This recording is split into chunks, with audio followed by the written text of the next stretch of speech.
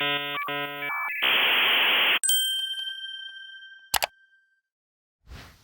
that was really entertaining. I'm so glad. I think you primed this so that people will get excited for me, which I appreciate. Hi, everybody. My name is Thao Bach, and I was a co-organizer of HackHolyoke, which is a 200-person hackathon organized at Mount Holyoke College in Massachusetts. Woo! So by show of hands, how many of you have heard that diversity is good? Right? It's almost like a maxim. And I think that most people just accept the fact that it is good as is, but people don't really question why it's good and why people should care about it. And so that's what I'm going to be talking to you right now.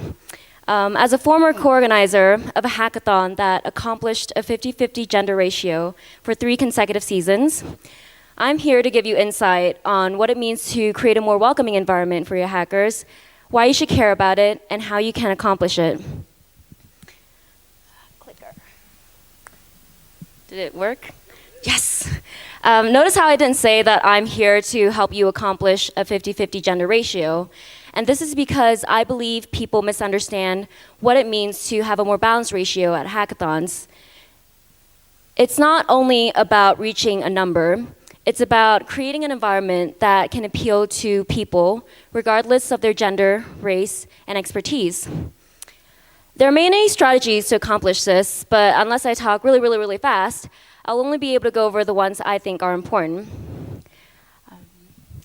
So you may have heard of these solutions, and that's fine, but I'm not here to give you quick solutions to accomplish this. I'm here to provide you with a way of thinking that will lead you towards better solutions. So let's start with the big question. Why should people care about diversity at hackathons? To answer that question, let's start with why we have hackathons to begin with. Hackathons are places where people come together to learn and solve problems using technology. They're manifestations of what self-expression, collaboration, and unfettered curiosity can accomplish in a short amount of time. As organizers, we pride ourselves in crafting an experience that fosters these values.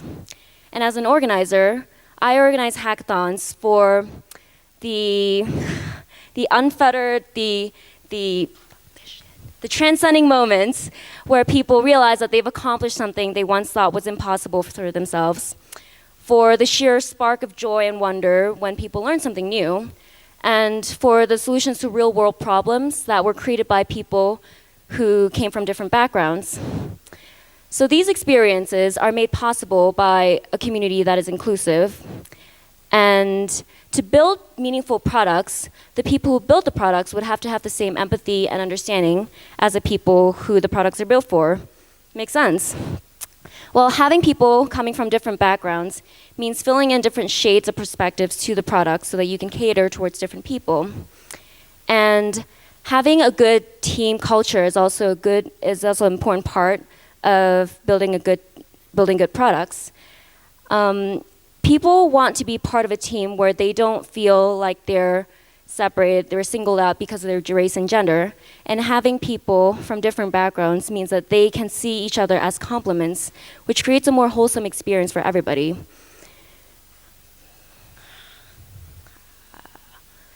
So I'm not someone who sees people by gender. However, that's not the perspective that I get whenever I go to hackathons.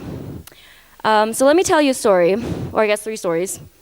One time, I was waiting in a lunch line, and a guy approached me, and he asked me, "What does it feel like to be a woman at a hackathon?" And I looked at him, and I said, "It feels like being a human." Another time, when I was walking towards the bathroom, I overheard a guy saying, "It must be nice to be a woman at a hackathon, because there was never a long line in front of the women's bathroom." And finally, when I was demoing my app to a bunch of male judges, and the application is meant to transcribe job descriptions to make them more gender neutral, the moment I started talking about how the app is meant to solve the problem of women not applying to jobs because the descriptions were worded in a masculine way, I saw one judge rolling his eyes, while another one pulling out his phone and started texting.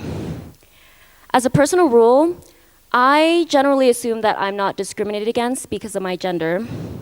However, these experiences have made it difficult for me to do so. And I realized after a certain point, it seems a bit delusional to think that these are all coincidental, that my external form as a woman doesn't play a role in people's perception of who I am. So, how do we create an environment where people don't feel excluded because they're different? To do so, we need to identify the kinds of people we want to attract more at hackathons. Here are some interesting data that I would like to show you from MLH's end of season 2015 hackathon survey. This is data on the percentage of people who are not studying engineering and science at hackathons by gender. Out of all the male participants, 20% study non-engineering and CS compared to the 28% of female participants. This shows that a lot of female attendees are coming from non-CS and engineering background, and by identifying this, we can shift the focus to take into account making hackathons more cross-disciplinary. The second data that I would like to show you are statistics on the percentage of people who didn't go to hackathons because they felt unprepared. For 34% of female participants, feeling unprepared was an obstacle in going to hackathons, compared to 17% of male participants. As hackathons attract more people, they will also attract more newcomers, and feeling unprepared will be common. But for some reason, this prevalent feeling is affecting women more than men. So, what did we learn from these data? We've identified two kinds of people: people who feel unprepared and people who study disciplines other than engineering and CS. So how do we make hackathons more accessible to these groups? Here are some simple things that you can do. For people who feel unprepared, you can host workshops before hackathons. Learning something new can be very intimidating, and one of the hardest tasks in doing so is merely getting started. All it takes is a spark of curiosity. You can't be expected to teach people everything they need to know about hackathons and programming to go into one, but getting them started on how they can teach themselves is enough to lower the barrier of entry. How about non-CS people? For people to pursue anything, they need to be able to see themselves doing it. Oops.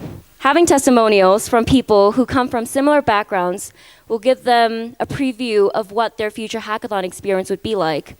For some people, asking them to go to a hackathon is like asking them to join the circus. Many people may enjoy the circus, but that doesn't mean that they themselves will like it. Hearing from people who they can identify with will be compelling enough to get them to try it out. Now that I've talked to you about what it means to create a welcoming environment, why you should care about it, and how you can accomplish it, I want to talk to you about why I care about gender representation, besides the obvious fact that I'm a woman. As someone who goes to an all-women's college, I'm extremely privileged for being able to study computer science without having to think about how my gender plays a role in it. And this mentality has carried me through a lot of environments where I am one of the few women in a sea of men. It's a privilege that should not be. For other people, they may experience something called the victim mentality, which happens when people think that they are victims of negative actions of others, and to behave like it were the case, even in the absence of clear evidence. I hope that from my talk, you guys will be able to create an environment where people not having to think about their gender, that ceases to be a privilege, where people can think about, can stop seeing what makes them different as something that can work against them, where people are instead enabled to think of their differences as an asset. Here are some final thoughts that I would like to leave with you. How did I know that my hackathon was successful in accomplishing a welcoming environment?